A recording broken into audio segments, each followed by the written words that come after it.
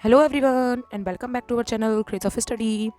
आज हम BEd third semester most important question की सीरीज का नेक्स्ट वीडियो देखेंगे। तो चलिए आइए शुरू करते हैं आज का हमारा वीडियो।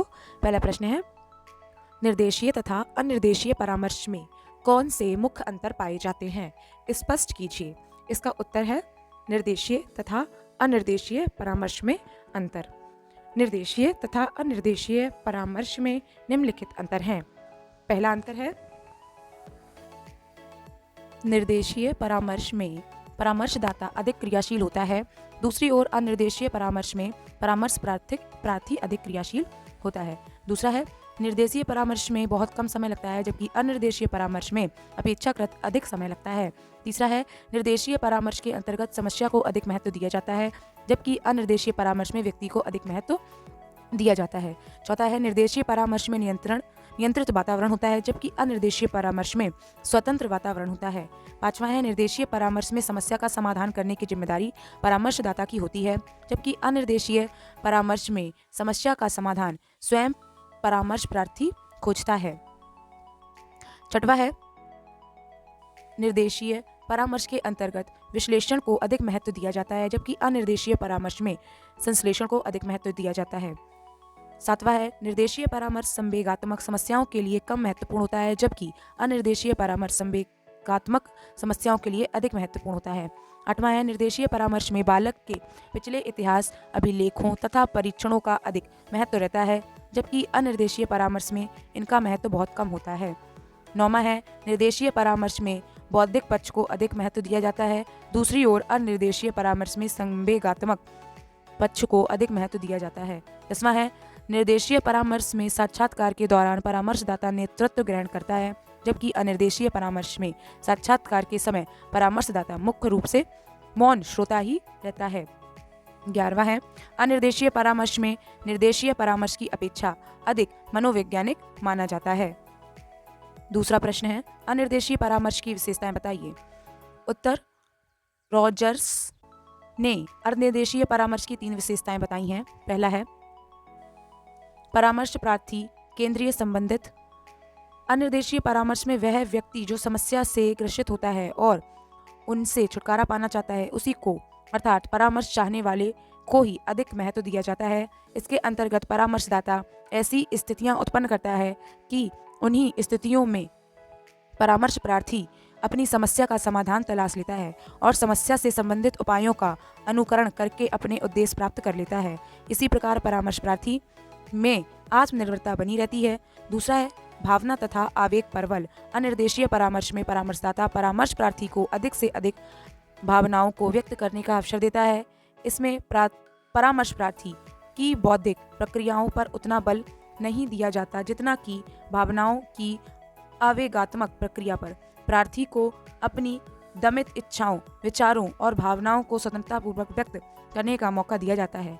इस समय उसे कोई भी नियम या आदर्श नहीं सिखाए जाते और ना ही कोई प्रतिबंध लगाया जाता है, जिसका लाभ परामर्शदाता को इस तरह होता है कि वह प्रार्थी की रुचियों, दमित इच्छाओं और भावनाओं का सच्चा ज्ञान प्राप्त कर लेता है। तीसरा है, उचित वातावरण।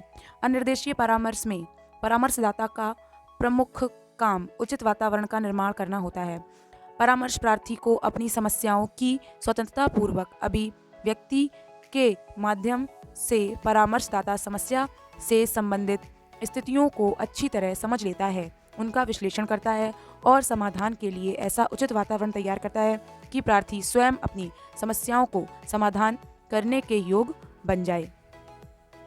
तीसरा प्रश्न है, अनिर्देशीय परामर्श के मुख्य कार्यों को संक्षेप में बताइए। इसका उत्तर है, अनिर्देशीय परामर्श प्रक्रिया के निम्नलिखित कार्य हैं।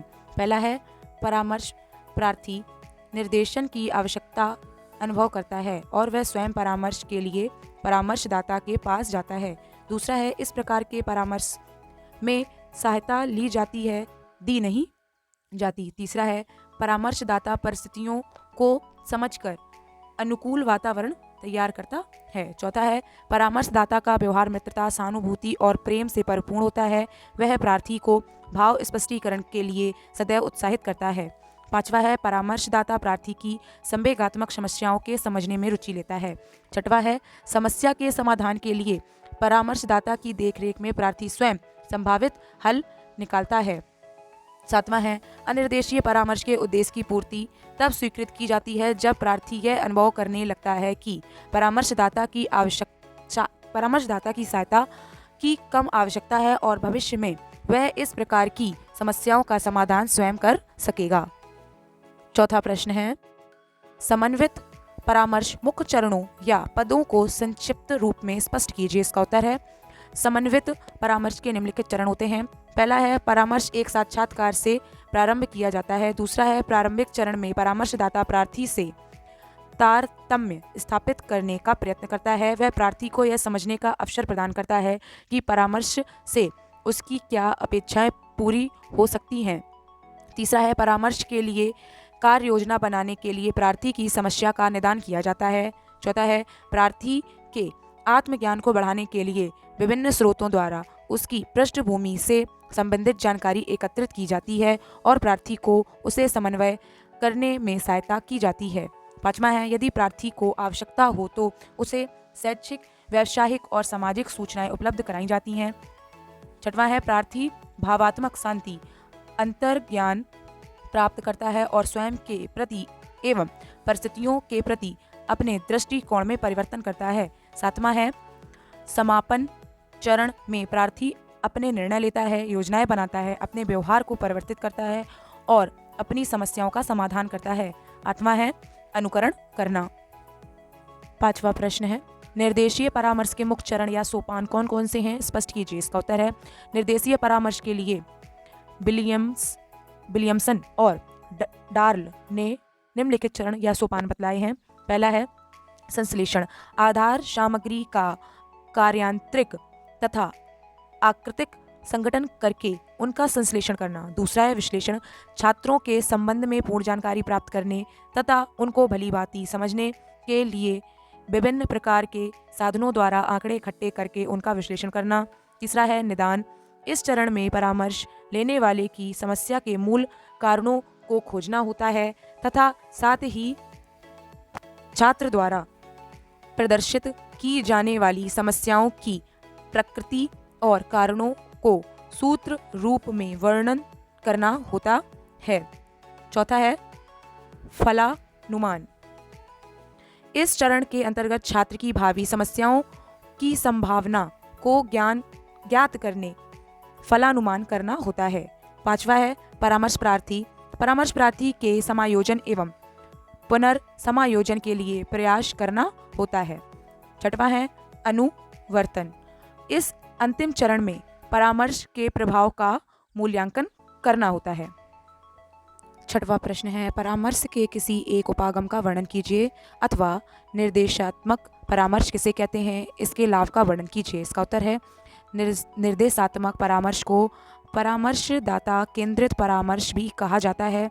इसमें परामर्शदाता परामर्श लेने वाले को प्रत्येक ढंग से परामर्श देता है। निर्देशात्मक परामर्श की मुख्य मान्यता यह है कि परामर्शदाता का ज्ञान और अनुभव ही परामर्श लेने वाले को उसकी समस्याओं को सुलझाने के योग्य बनाता है। निर्देशात्मक परामर्श के मुख्य लाभ निम्नलिखित हैं। हेडिंग है निर्देशीय परामर्श के मुख्य लाभ। निर्देशीय परामर्श के निम्नलिखित लाभ हैं। पहला है इस प्रकार के परामर्श के समय बहुत कम लगता है। दूसरा है इस परामर्श में समस्या पर अधिक बल दिया जाने के कारण समस्या को भलीभांति समझा जा सकता है। तीसरा है यह परामर्श बालक के व्यक्तित्व के संवेगात्मक पक्ष की अपेक्षा बौद्धिक पक्ष पर अधिक बल देता है अतः बौद्धिक स्तर पर समस्या का समाधान होने के कारण परामर्श के अधिक स्थायी और प्रभावपूर्ण होने की संभावना होती है। चौथा है निर्देशीय परामर्श में परीक्षणों और विधियों का प्रयोग सुगमता से किया जाता है। पांचवा है इस प्रकार का परामर्श मंद बुद्धि वाले बालकों के लिए अति उत्तम रहता है। Thank you for watching this video. BEd third semester के मोस्ट इंपॉर्टेंट क्वेश्चन की सीरीज को देखने के लिए हमारे चैनल को सब्सक्राइब करें और बेल आइकन जरूर प्रेस कर दें। Thank you.